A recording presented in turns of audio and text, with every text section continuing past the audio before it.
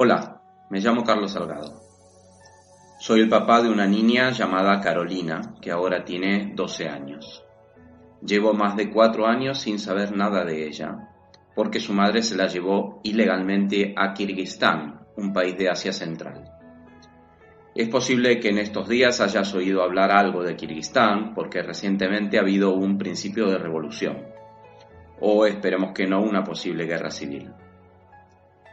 El secuestro parental de Carolina no ocurrió de un día para el otro. Yo lo vi venir durante 9 meses en los cuales mi exmujer desobedeció a los juzgados y a los servicios sociales.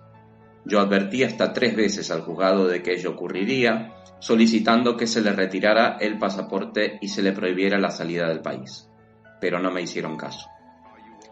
Tengo la custodia y la patria potestad en exclusiva de Carolina, pero no puedo ejercerla, porque a pesar de estar dictada una orden de detención internacional contra mi exmujer, Kirguistán no cumple dicha orden y España no exige su cumplimiento. La jueza que lleva el caso, además, intentó archivarlo. Desesperado, en el 2018 yo viajé a Kirguistán por mi propia cuenta y riesgo e intenté sacarla de allí, pero me detuvieron y me amenazaron de muerte expulsándome del país. Necesito toda la ayuda posible para que el gobierno español haga algo por mi hija, una niña española abandonada a su suerte en un país en donde los derechos humanos están en peligro. Ayúdame por favor compartiendo este vídeo para que todo el mundo lo sepa. Tienes mucha más información en mi Twitter, que es @papadecaro. Muchas gracias. Y ahora nos adentramos en otro caso que conmocionó a la opinión pública y que prácticamente se convirtió en una auténtica película de ciencia ficción.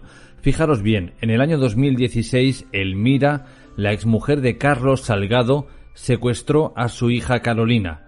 Desde ese momento, y como he dicho antes, todo lo que vivió nuestro siguiente invitado parece haber salido de un guión de Hollywood. Carlos Salgado, bienvenido a Informe Enigma, ¿cómo estás? Bienvenido, Jorge, muchas gracias. Carlos, cuéntanos un poco de qué trata tu historia, porque yo no quiero desvelar nada, pero es que cuando buscamos información de tu caso, como ya he dicho antes, todo parece un guión de película. Bueno, creo que eso que dicen que la realidad supera la ficción, en este caso se cumple. Porque tal como yo lo he contado más de una vez, he pasado por unas circunstancias que yo llegué a temer por mi propia vida, allí en el país donde está mi hija, que es Kirguistán. Es un pequeño país de Asia Central. Háblanos un poco de cómo conoces a tu expareja Elmira. Bueno, a Elmira yo la conocí en San Petersburgo, en Rusia, en unas vacaciones que yo hice.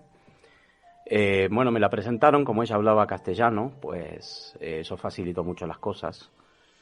Ella es de etnia rusa, es decir, físicamente tú la ves y es una persona que tú no dirías que es de otro país que no sea Rusia.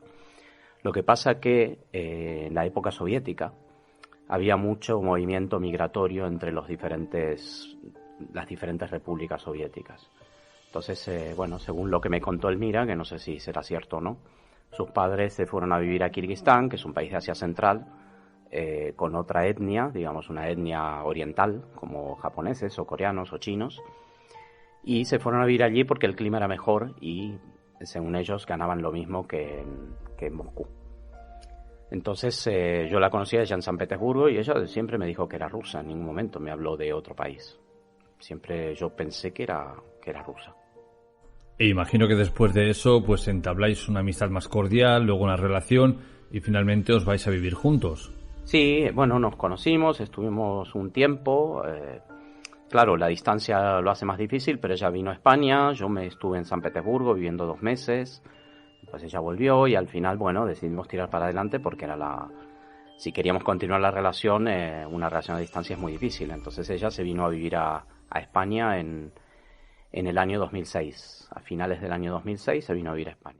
Y hasta ahí más o menos una relación normal, nace vuestra hija y como pasa en otras tantas parejas, el matrimonio se rompe. Sí, yo creo que el punto de inflexión de la relación fue precisamente el nacimiento de mi hija. Mi hija nació en enero del 2008 y yo creo que a partir de ahí es cuando Elmira empieza a tener una cierta obsesión por Carolina, como que ella es perfecta, ella lo hace todo bien y yo no puedo hacer nada, ¿no? Digamos. Y ahí ella es muy supersticiosa, digamos, tiene un montón de supersticiones respecto de los niños que yo tenía que acatar sin chistar, ¿sí? Por ejemplo, no sé, había nacido mi hija y yo quería mandarle fotos a mi familia y no me dejaba mandarle fotos a mi familia. Me decía que no, que había que pasar 40 días y no sé qué historias. Y a mí me daba un poco de miedo porque la veía una persona bastante agresiva, bastante violenta. Ya te digo, todo esto fue una segunda cara de ella que apareció en el momento del nacimiento de mi hija. Como ya hemos dicho, vuestra relación se rompe, pero a partir de este momento, Carlos, ¿qué ocurre? Bueno, para resumirlo, porque esto evidentemente es muy largo, había muchas circunstancias que me hacía a mí ir con pie de plomo. Es decir, cada paso que yo daba tenía que verificar mucho, porque mis temores de que ella se fuera a Rusia con mi hija eran ciertos desde el primer momento, ¿no? Y a mí me preocupaba realmente, porque digo, se me lleva a Carolina siendo un bebé, que ni siquiera habla el castellano, se me la lleva ahora y yo le pierdo de vista, ¿no? Entonces yo intentaba siempre suavizar las situaciones, tratar de no discutir con ella, tratar de que estuviera bien, de que estuviera cómoda, hasta que, bueno, en el año 2013 yo conozco a otra chica. Y bueno, y eso muchas veces hace que... A ver, yo ya no tenía relaciones con Elmira desde hacía mucho tiempo, ¿no? Pero empieza la otra a preguntarte, y bueno, ¿y cuándo te vas a divorciar? ¿Y por qué sigues con ella si no la quieres? Y bueno, y lo de siempre, ¿no? Y yo era solamente por mi hija, por el miedo que tenía que se la llevara, ¿no? Finalmente, bueno, sabes que tienes que tomar la decisión. La tomé, aún con mucho miedo. Y afortunadamente en ese entonces, ya te hablo año 2013, yo no tenía miedo que se fuera porque sabía que ella no tenía un duro para poder viajar a su país. Entonces tuvimos un divorcio que fue bastante conflictivo, aunque finalmente se recondujo a como un acuerdo. Y después del divorcio la relación mejoró porque ella conoció a otro chico. Realmente buscó una pareja, un chico español que vivía aquí, que tenía su trabajo, tenía su casa, y eso a mí me dio mucha tranquilidad. O sea, yo digo, bueno, gracias a yo me voy a quedar tranquilo que sé que no se va a ir. O sea, mis temores estaban siempre allí, ¿eh? Os aseguro, audiencia, que es que tendríais que ver esto porque tengo a Carlos sentado en nuestros estudios enfrente de mí y aún se le nota el temor a su exmujer. Aún se le nota ese temblor cuando habla de ella. Sí. Podría decir que yo sigo teniéndole miedo. O sea, es un tipo de persona que es bastante dominante, ¿sabes? Bastante que siempre quiere salirse con la suya. Siempre. Y no obedece a nadie nunca. En tu caso, Carlos, te dijo tu exmujer Elmira en alguna ocasión, mira, me voy a ir con la niña a Rusia.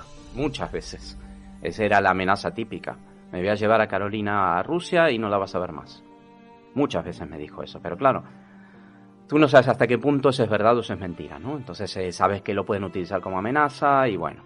Yo te digo, en el sentido de que conocí a este chico y que vivía con él y bueno, y este era funcionario trabajaba de funcionario del juzgado de Blanes. O sea, era el que asignaba a los abogados de oficio, o sea que ya te puedes imaginar dónde ella lo conoció. O sea, lo conoció en el momento que fue a buscar un abogado de oficio para el divorcio. Y bueno, y después sí que se aprovechó de él. Es más, este chico también está allí con ella ahora y debería estar siendo buscado por la justicia española, lamentablemente, ¿no? Porque es cómplice, ha sido cómplice del secuestro. De hecho, él está imputado por la misma causa. ¿Veis lo que os decía de que parece que la historia de Carlos es como sacada de una película? Es decir, ellos acuden al juzgado para tramitar el divorcio, ellos solicitan abogado de oficio, este chico, un secretario judicial podríamos decir, o un miembro de la administración está allí, ella se lo camela, finalmente él acaba saliendo con ella y forma parte de este complot para quitarle la niña a Carlos. Él no era funcionario exactamente del juzgado, era funcionario de una empresa subcontratada por los juzgados. Sí, él trabajaba como administrativo asignando los abogados de oficio.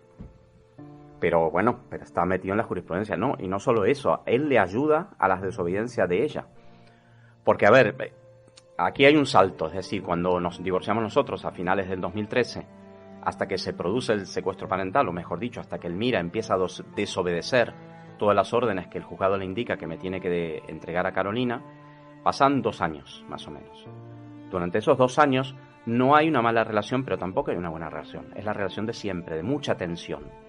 Que se respira la tensión en el ambiente, como que ella me da una serie de instrucciones y yo tengo que decir todo sí. Porque sé que contradecirla implicaría que ella se pusiera más violenta.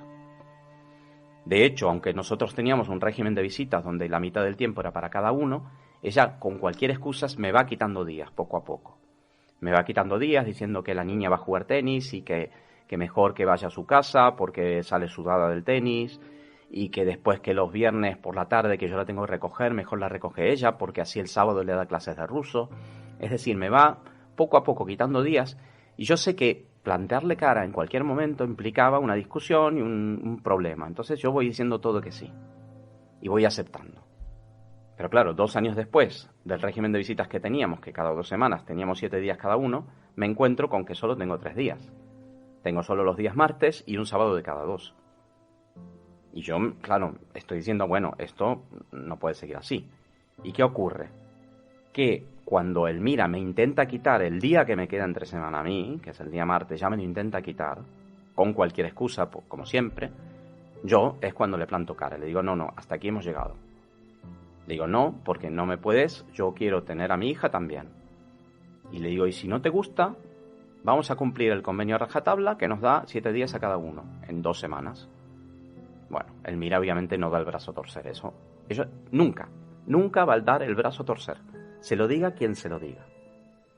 Y así fue como en enero de 2016 es cuando se da la chispa que estalla de todos los años que se vienen acumulando de tantos problemas, y es donde ella decide simplemente no dejarme ver más a mi hija. Hablamos de enero de 2016. Llega un día en que tu temor se convierte en valentía, le plantas cara, y a partir de ese momento... Cuando ya simplemente ya no me deja ver más a mi hija. Y bueno, no solo eso, sino que además yo la denuncio por el incumplimiento del régimen de visitas. Me acuerdo que el día que ocurre esto, viene la policía, vienen los mozos de escuadra, porque esto ocurre a la salida del colegio de Carolina, y aunque yo tenía la razón legal, los mozos no intervienen, con lo cual me dejaron a mí a cuadros. O sea, yo no me podía creer que yo con el convenio en la mano, ellos no querían intervenir. Y yo digo, ¿por qué no intervienen? Dicen, no, es que esto ya no es penal, esto es civil. Dice, esto usted tiene que ir al juzgado y poner una demanda con abogado y procurador. Y yo, claro, yo que en ese momento no entendía nada de lo que me estaban hablando. Digo, oiga, pero si me toca a mí y se la está llevando ella por la fuerza, ¿cómo es que ustedes no pueden intervenir? No, y me cuentan todo un rollo que yo no tenía ni idea, que hoy, mirándolo con perspectiva, yo pienso que ellos sí pudieran haber intervenido si hubieran querido. No ya por el incumplimiento del régimen de visitas de mi ex, sino por la desobediencia que ella está teniendo con un agente de la autoridad. O sea, si un policía les dice a mi ex mujer, entrega a la niña, y ella se niega, pues está desobedeciendo. Entonces aquí nos olvidamos del régimen de visitas y estamos a actuar in situ. No es lo mismo que ella desobedezca, pero que no haya un policía delante, a que lo haga delante de él. O sea, yo sé que los mozos, si hubieran querido, hubieran podido intervenir en ese momento. Lo sé porque lo he consultado con varios abogados este tema. Pero, lo más fácil, no me meto en líos, me lavo las manos y búscate la vida, chico. Vaya al juzgado, pongo una demanda con abogado y procurador, me dicen. Y yo le digo, oiga, es que yo voy a ir al juzgado, voy a poner la demanda, me van a dar la razón y mi ex va a seguir sin cumplir. Porque yo sé cómo se la juega. ¿Qué podía hacer? Bueno, hice eso precisamente. Busqué un abogado, me fui al juzgado, abogado y procurador, presentaron la demanda, salió la resolución del juez dándome la razón y Elmira seguía sin cumplir. Tal como me lo esperaba. Porque ella es lo que te digo, ella no obedece nunca a nadie. Ni que se lo diga un juez, ni que se lo diga un policía, ella no obedece. Punto. Si no se usa el uso de la fuerza, ella no obedece. Y Carlos, ¿nunca jugaste a su juego? Es decir, ¿nunca te plantaste, por ejemplo, en el colegio el día que no te tocaba recoger a la niña? Bueno, no me lo hubieran dado. Pero eso no es lo peor, porque yo tenía que recoger a mi hija un miércoles, todos los jueves y un viernes de cada 2. ¿Qué hacía Elmira para evitar que yo recogiera a mi hija? No la enviaba a la escuela. Así. Mi hija estuvo desde enero hasta junio de ese año, del 2016, no yendo a clase los miércoles y jueves por la tarde y un viernes de cada 2. Y cuando yo estaba indignado y le decía a la directora de la escuela, oiga, pero active esto, active un protocolo de absentismo, mi hija se está perdiendo clases. Y la directora me daba largas, pero me daba largas por otro motivo en realidad. Me daba largas porque mi ex mujer me había denunciado a mí por abusos sexuales a mi hija. Cosa que no era cierto, por supuesto, ¿no? Pero mi ex mujer lo que hizo fue ir al juzgado, denunciarme por ello y llevar una copia de la denuncia a la directora. Y la directora me dijo que yo ya no podía dar clases de ajedrez en el cole. Yo era profesor de ajedrez en esa escuela. Me suspendió de inmediato las clases. Digo, oiga, ¿por qué? Ya, porque es que su ex ha puesto una denuncia. Digo, pero si es mentira. Ya, pero es que imagínese que esto se entera, que no sé qué, que no sé cuánto. Digo, oiga, pero usted haga su trabajo, que es activar el protocolo de absentismo, que mi hija no está viniendo a clase. Y eso déjeselo a los jueces. Pero ya ves, con una simple denuncia te expulsan de dar clases, que, por cierto, a mí me preocupaba, era lo que menos me preocupaba en ese momento, dejar de dar clases. Yo lo que quería era ver a mi hija. Pero luego me entero que la directora, durante todo ese tiempo que estuvo la denuncia, hasta que el juzgado me sobreseyó de la denuncia porque no tenía ni pies ni cabeza, durante todo ese tiempo la directora no activó el protocolo de absentismo porque pensaba que mi ex estaba protegiendo a mi hija. No te lo pierdas. Y yo me pregunto, ¿y quién protege a mi hija de su madre? O sea, ¿por qué tenemos que dar por hecho de que el hombre es el malo y que la mujer es la buena? Eso se ocuparán los jueces de juzgarlo, ¿no? ¿Por qué esta directora tiene que asumir ese rol? La cuestión que me reincorporé a las clases de ajedrez en abril, cuando salió la sentencia absolutoria. En realidad no hubo una sentencia absolutoria, ni siquiera se me investigó a mí. O sea, yo del juzgado no me enteré de nada. Yo solo me enteré a través del colegio. Y claro, cuando yo se lo consulto a mi abogado lo que me dice, esto tenemos que evitar que salga a la prensa, porque si no, la prensa te destroza. Digo, pero si yo no he hecho nada. Dice, da igual, eso da igual. Si esto se filtra, no vas a poder dar clases en ninguna parte. Digo, pero si es mentira, da igual. Tú ya sabes cómo actúan los medios, me dice. Y gracias a mi abogado, que lo consiguió mantener en secreto con el juez, esto no se supo. Yo lo puedo contar ahora con orgullo 5 años después. Pero en ese momento me dijo mi abogado, que no se filtre o te destrozan, tío. ¿Y en algún momento, Carlos, movido por la desesperación, intentaste contactar con la pareja de Elmira? Imposible, se negaban a hablar conmigo, ya te digo. Nadie se niega. Bueno, él estaba mandado por ella. Él directamente no pinchaba ni cortaba. Aquí siempre la que manda es ella. Ya lo hacía conmigo. Y yo me daba cuenta después. O sea, tiempo después me daba cuenta de cómo yo estaba manipulado por ella. O sea, que en cierto modo tú te viste reflejado en él. Totalmente. Yo sentía que, digo, bueno, este es un pobre diablo como yo lo fui en su momento. Y llega el fatídico día en que Elmira se lleva a la niña, pero tú ya estuviste mucho tiempo antes avisando a las autoridades de que se la va a llevar, y no te hicieron caso. Sí, efectivamente. Yo no me quedaba quieto durante todo ese tiempo. Yo iba al juzgado y denunciaba todos los incumplimientos por día, todos los incumplimientos de mi exmujer. Iba al colegio a certificar las faltas, todas las faltas que estaba teniendo mi hija en la escuela. Yo avisaba al juzgado, avisé a Fiscalía de Menores que mi hija no estaba escolarizada. Pero nadie actuaba, nadie hacía nada. Era desesperante. Y 3 veces por escrito puse: existe un gran riesgo de que mi ex mujer se lleve a mi hija fuera del país. Yo puse a Rusia. ¿Por qué a Rusia? Porque ella era rusa. Luego hablaremos del otro país, ¿no? Pero en ese momento yo pensé que sí iba a ir a Rusia. Digo, existe un gran riesgo y por favor, quítenle el pasaporte a mi hija y prohíbanle la salida del país. Es lo único que pido. Y por favor hagan cumplir las resoluciones, porque me están dando resoluciones que me dicen que mi ex mujer me tiene que entregar a mi hija, pero no le entrega. ¿Y quién va a hacer cumplir esto? Si yo me iba a los mozos con la resolución del juzgado, y los mozos me decían, ya, pero aquí no dice que tengo que intervenir. Y digo, ¿y quién va a hacer cumplir esto? Si el juez dice que me tiene que entregar a mi hija y no la entrega, ¿qué hacemos? O sea, en algún momento tendremos que romper este círculo vicioso, si no, ¿qué hago yo? Me vuelvo al juzgado, pongo otra demanda, me vuelven a dar la razón y nadie la hace cumplir. Entonces yo pregunto, ¿de qué sirve una resolución judicial donde obligan a una persona a hacer algo si nadie lo hace cumplir? Este es el fracaso de la justicia. No hay ejecución de las sentencias. Las sentencias están muy bonitas en un papel, pero si no hay ejecución no sirven para nada. ¿Y en qué momento, Carlos, tú te enteras de que tu hija está supuestamente en Rusia? Bueno, nosotros paralelamente con las demandas que yo le ponía por el incumplimiento del régimen de visita, había puesto una demanda para modificar la custodia de mi hija. Yo pedía la custodia para mí, porque evidentemente no podía seguir admitiendo eso. Cuando yo planteo una demanda por la custodia de mi hija, mi exmujer cruza otra demanda también por la custodia de mi hija, pretendiéndome dejarme allí sin nada. Entonces nos citan juicio para septiembre. Imagínate el tiempo que había pasado. ¿Sí? ¿Y qué ocurre? El día del juicio no se presenta. No se presenta la abogada con un email que, ya te digo, tenía 5 líneas y creo que debe bater el récord Guinness de mentiras por línea de texto, porque era todo mentira lo que decía ese email, diciendo, perdona, pero me he mudado a Alicante, que no tenía ningún sentido, porque tienes un juicio, no te vas a ir a vivir a Alicante, y además me he ido de vacaciones a Rusia porque estaba muy cansada. Yo me pregunto, ¿cansada de qué? Estaría. Irse de vacaciones a San Petersburgo cuando tienes un juicio. No tenía ningún sentido el mail. Y le pone a la abogada, no te preocupes que vendré para el próximo juicio. Y digo, es mentira, no va a venir. No va a venir, me ha secuestrado a mi hija y nadie ha hecho nada. Yo lo dije el mismo día del juicio. Y lo sorprendente, que después de esto, el juez me recibió en su despacho. Que esto, fíjate que esto es una cosa que quiero decir, porque realmente este juez yo creo que es buena persona. O sea, yo no le guardo rencor en absoluto.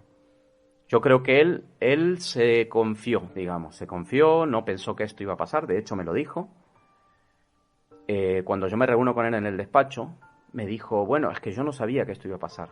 Y le digo, disculpe señoría, usted no lo sabía, pero yo sí. Por algo se lo vengo diciendo. Le digo, mi exmujer no cumple nunca, no va a cumplir de ninguna manera. Se lo diga usted, se lo diga el Papa de Roma, se lo diga el Rey, se lo diga Dios, ella no va a cumplir. Ella va a seguir por su cuenta. Si no hacemos que la obliguen a cumplir, no va a cumplir. Y yo sabía que se le iba a llevar, por eso se lo vengo diciendo. A partir de ahí el juez me dijo, bueno, cuente conmigo para lo que haga falta, yo voy a colaborar en todo lo que pueda. Claro, un poco tarde.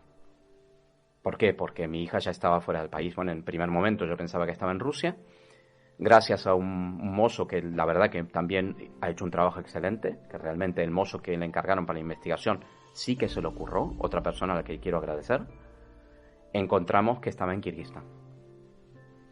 Y yo no sabía ni dónde quedaba Kirguistán en ese momento, con eso te digo todo. Pero aquí, Carlos, ya hubo un error de base, porque un menor, y más si hay un convenio regulador de por medio, no puede salir del país sin que el otro progenitor haya pasado antes por comisaría y autorice por escrito la salida del menor. Bueno, lo que no sabemos, porque eso lo está averiguando mi abogada, yo ahora voy a poner una demanda contra el Estado español, tanto contra el Ministerio de Justicia, porque no se tenían en cuenta todas las veces que advertí que me iban a secuestrar a mi hija, sino también contra Interior, por haber dejado marchar a mi hija. Y una de las cosas que me dijo mi abogada, dice, tenemos que averiguar cómo es que consiguió salir del país. Porque, a ver, lo más probable es que mi ex lo haya falsificado. O sea, estamos hablando de una delincuente. A ella le da igual cometer un delito 50. Ella le da igual. Ella firma poniendo que soy yo y punto. El problema, claro, es que hay que tomarse estas cosas seriamente. Si desde un primer momento, desde el juzgado, hubieran puesto que no puede salir del país, la hubieran frenado en el aeropuerto. Y eso era lo que yo quería. Pero de todas maneras, sí que es verdad que la policía tiene que comprobar que si un menor sale del país, cuenta con la autorización del otro progenitor. Y eso es lo que no se hizo. Porque mi ex salió del aeropuerto de Barcelona con el pasaporte español de mi hija. Con lo cual, me gustaría saber quién autorizó la salida y por qué. ¿Y en qué momento, Carlos, te pones tú en marcha para poder llegar a este país que no es Rusia? Bueno, fue un drama realmente. Primero porque, bueno, no solo por la diferencia de idioma, yo no sabía ni por dónde empezar. Luego descubro que además Kirguistán no es firmante del Convenio de La Haya de 1980 sobre la sustracción internacional de menores. Eso es un detalle menor porque, de todas maneras, hay muchos países que son incumplidores del Convenio de La Haya. Te hablo de Rusia, te hablo de Polonia, que incumplen sistemáticamente el convenio y nadie hace nada. Pero Kirguistán además no era ni siquiera firmante. Primer problema me lo encuentro con la propia comisión española. Esto se llama, ahora no me sale el nombre, es del ministerio, dependiente del Ministerio de Justicia, Cooperación Jurídica Internacional. Cuando yo les presento todos los papeles, ¿sabes qué me hacen? Me archivan el caso. Digo, ¿cómo me archivan el caso? Sí, porque no hay convenio de La Haya, ya está. Y yo, ¿cómo? Y ya está, mi hija se la han llevado y no, váyase a Kirguistán y abre un proceso en Kirguistán. Lavada de manos absoluta. O sea, yo me tengo que buscarme la vida en Kirguistán, que yo no sé nada, y abrir un proceso en Kirguistán sobre algo que ya está juzgado aquí y sobre una niña que es española. O sea, un tercer país está decidiendo si mi hija, que es española y que yo tengo la custodia, si va a volver o no a España. Y el problema no es este, el problema es que España se lava las manos. Y ya me lo acaba de decir el cónsul hace poco. Me dice, ¿por qué usted no abre un proceso civil en Kirguistán? Digo, no. El lío lo habéis montado vosotros. Sois vosotros los que me tenéis que sacar a mi hija de ahí. Yo pregunto, si mi hija estuviera secuestrada por un grupo terrorista, siendo una niña española, ¿verdad que haríais algo? Me dice, sí, claro, por supuesto. Entonces, ¿por qué no hacéis nada? Ya, pero es que está con la madre. ¿Y qué? La madre se ha saltado un montón de sentencias jurídicas que me daban la razón, que yo tengo a mi hija bajo mi custodia y que además por la madre está dictada una orden de detención internacional que no se hace cumplir. Y no se hace cumplir porque el juzgado de Blanes no ha querido emitir una comisión requisitoria a la Fiscalía de Kirguistán pidiendo que se detenga a la madre y que se me devuelva a mi hija. El propio juzgado de Blanes ha querido archivar el caso también.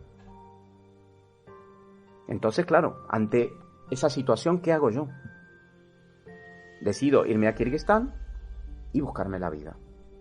¿Pero cómo? No abriendo un proceso civil. ¿Por qué? Porque si abrí un proceso civil es un agujero negro donde viene un occidental al que le pueden sacar la pasta. Y la intención allí es mantenerme todo el tiempo posible allí, yo pagando dinero, pagando abogados, sobornando funcionarios, no voy a conseguir nada. Entonces digo, a ver, yo tengo la custodia, la guardia y custodia de mi hija. Soy español, mi hija es española, tengo el pasaporte de mi hija, una copia que me facilitó la embajada. Digo, lo que voy a hacer es recoger a mi hija y salir del país. Y es lo que hice, lo que fui a hacer a Kirguistán. Intenté buscar ayuda por los propios policías de Kirguistán y sorprendentemente, ya te digo, es uno de los países más corruptos del mundo. No encontré colaboración en el sentido de nadie que se la quisiera jugar, en ese sentido de dejarme salir a mí del país, ni pagando. Y esto fue porque yo no di con el contacto adecuado. O sea, si hubiera dado con el contacto adecuado, seguro que lo hubiera conseguido. Pero allí la mejor oferta que tuve, me dijeron, bueno, vamos a sentarnos su exmujer, su hija y usted, y vamos a preguntarle a su hija con quién quiere estar. Digo, ¿qué me están diciendo? Digo, a ver, mi hija tiene 10 años. Y segundo, me ve hace 2 años y ustedes le van a preguntar delante de la madre y que resuelva en 2 minutos lo que quiere hacer. No es una mascota, es mi hija. Lo que tenemos que hacer es volvernos a España. Si quiere venir su madre a España, encantado de la vida yo, ningún problema. Volvemos todos a España, vamos al juzgado y lo decidimos, sin ningún problema. Yo estoy dispuesto a cederle la custodia compartida a mi ex. Porque esto es por mi hija. Yo no le quiero quitar a mi hija a su madre. No quiero en ningún momento esto. Quiero que mi hija tenga padre y madre, y no lo está teniendo. Pero aquí uno de los dos progenitores impide el contacto con el otro, que es mi exmujer. Yo jamás lo impediría. Por mi hija. Que sea mi hija la juez en un futuro, que ella vea quién se ha comportado de una manera y quién se ha comportado de otra. Llegas a este país, localizas a tu hija, la vas a buscar a un entrenamiento de tenis, la montas en un taxi, la llevas al hotel, le explicas lo que está ocurriendo y ya te encarrilas, digamos, para volver a España con ella. Pero aquí la historia se vuelve a truncar. Sí, mi hija en un primer momento, ella se asustó, lógicamente, porque mi hija siempre es muy inteligente, o sea que ella sabía que la relación entre su madre y yo era un foco de conflicto. Entonces, cuando me ve, sabe que va a haber un conflicto. O sea, mi hija tiene el carácter como yo, quiere evitar las discusiones, quiere evitar los problemas. Entonces, en el momento que yo la encuentro, claro, primero que no la puedo estar en la calle hablando con ella, porque me va a venir un montón de gente, ¿sabes? La única solución que tengo yo es cogerla, meternos en un coche y irnos al hotel a hablar tranquilamente. Mi hija se asusta, lógicamente, es normal, es una reacción lógica. Y cuando llegamos al hotel, ella estaba llorando, estaba muy preocupada, y yo le decía, mira Carolina, lo que ha pasado es esto, que tu mamá ha hecho mal las cosas, tu mamá te ha sacado de España sin mi autorización, y hay una orden de detención internacional contra tu mamá, y se la enseñé, yo le mostré a mi hija la detención. Y mi hija, lo primero que dijo, yo no quiero que detengan a mi mamá. Y yo le digo, tranquila, a tu mamá no le va a pasar nada. La van a detener, pero no va a pasar nada con tu mamá. La van a detener, le van a preguntar por qué se sacó esta niña, después la van a dejar libre. No te preocupes, por eso no pasa nada. Lo que tenemos que hacer nosotros es volvernos a España y que después venga mami. Venga mami, en España hablamos todos, no hay ningún problema. Y a partir de ahí con mi hija, genial. O sea, en todo momento. Y lo que tú comentaste, yo a modo de anécdota, o sea, mi hija ni siquiera es consciente de lo que está pasando. Porque en ese momento, claro, ella es muy inteligente, es muy estudiosa, Y estaba a punto de acabar el curso escolar y me dijo, papi, ¿no nos podemos quedar unos días a que yo termine el curso y después nos vamos? O sea, ella ya da por hecho que nos volvemos a España y ya está. Como si fuera, no sé, como un juego, ¿sabes? Ah, bueno, ahora vivo 2 años aquí, después vuelvo a España. Ella no era consciente de que la habían secuestrado y que estaba allí secuestrada. Supongo que ahora, que ella ya ha cumplido 13 años, ya te digo, yo desde ese último día que la vi, esto fue en mayo del 2018, pues llevo 3 años sin verla y sin saber nada de ella. Supongo que ella en perspectiva puede entender un poquito lo que pasó aquel día. Desconozco si tu expareja Elmira sabía que tú estabas en el país, pero automáticamente hizo, digamos, lo más coherente, ¿no?, en toda vuestra relación, que es que cuando vio que su hija no llegaba a casa, llamó a la policía. Bueno, supongo que ella no sabía que estaba allí, pero se lo podría imaginar después de lo que había pasado, ¿no? Entonces, claro, me denuncia ante la policía como le han secuestrado a su hija, pero es que en realidad la que ha secuestrado ha sido ella, que se la ha llevado fuera del país. Yo lo único que estoy intentando es traer a mi hija de vuelta a casa. Y lo que pasó, bueno, fue que llegamos a la frontera, yo tenía el pasaporte de Carolina, pero lo que no tenía era un visado de salida. Esto del visado de salida es un mecanismo que tienen las repúblicas soviéticas para controlar la estancia en el país. Cuando tú entras al país te ponen un sello en el pasaporte y en el momento de salir te ponen otro sello. ¿Qué ocurre? Si tú intentas salir y no tienes el sello de entrada, ¿qué ha pasado ahí? Entonces ellos quieren averiguar cómo es que has entrado en el país sin el sello. Claro, el pasaporte con el que yo salía de Carolina era una copia, no era el con el que había entrado.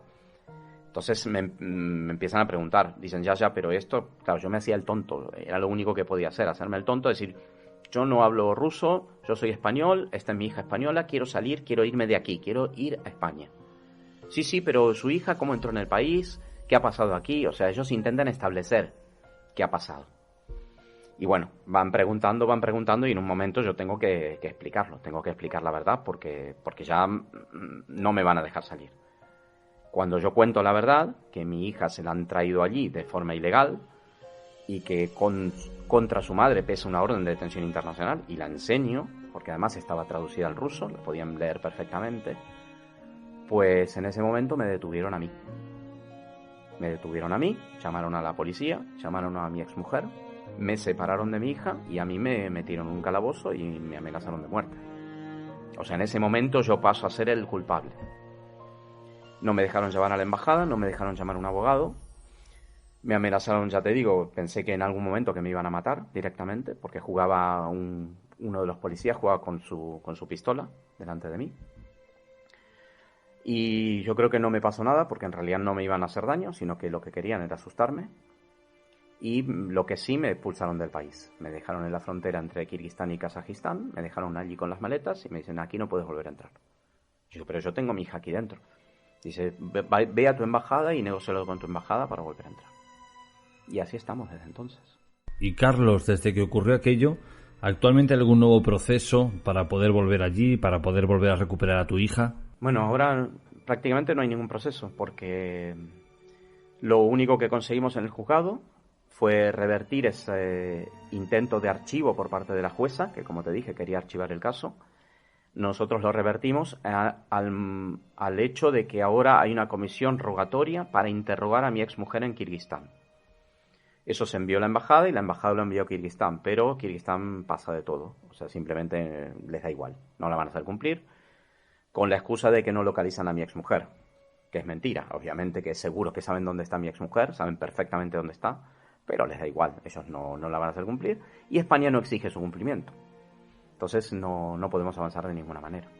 Imagino que tus situaciones, como la de muchos padres y madres que se han visto en la misma tesitura, ¿no? Que es esperar a que tu hija sea mayor de edad, se dé cuenta de lo que ha ocurrido y ella misma decida volver contigo. Bueno, yo confío en mi hija porque sé que es una chica inteligente y sé que ahora mismo todavía es pequeña como para rebelarse a la madre o plantarle cara a la madre. Pero aún así me preocupo porque, ya te digo, mi ex es una persona súper autoritaria y muy manipuladora.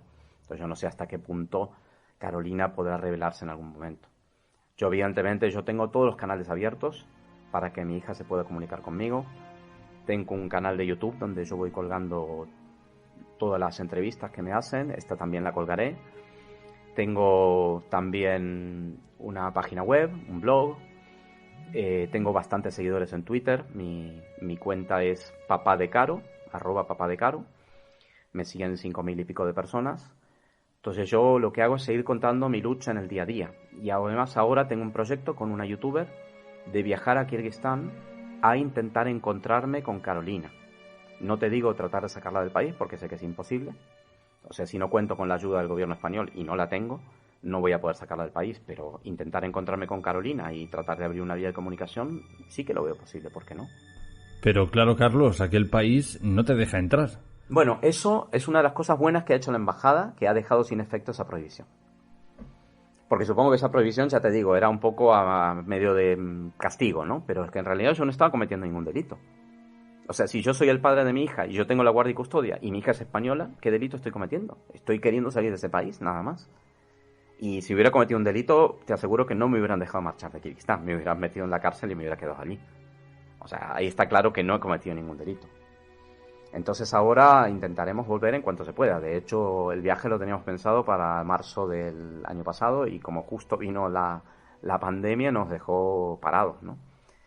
Y ahora sí que estoy hablando con esta youtuber.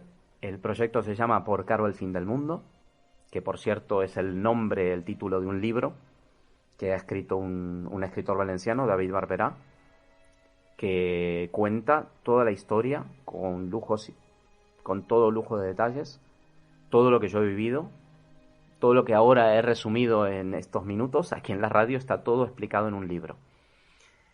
Cualquier persona que esté interesada en el libro, bueno, vuelvo a decir el nombre, Por Caro el fin del mundo, y está disponible en Amazon.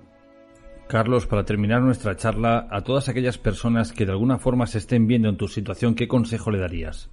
Bueno, lo primero, que busquen ayuda especializada, pero no me refiero a un abogado en concreto, me refiero a ir a una asociación, la asociación en que yo estoy, que se llama Asociación Niños Sin Derechos, porque son niños que no tienen derechos, que han perdido la posibilidad de contactar con uno de sus progenitores.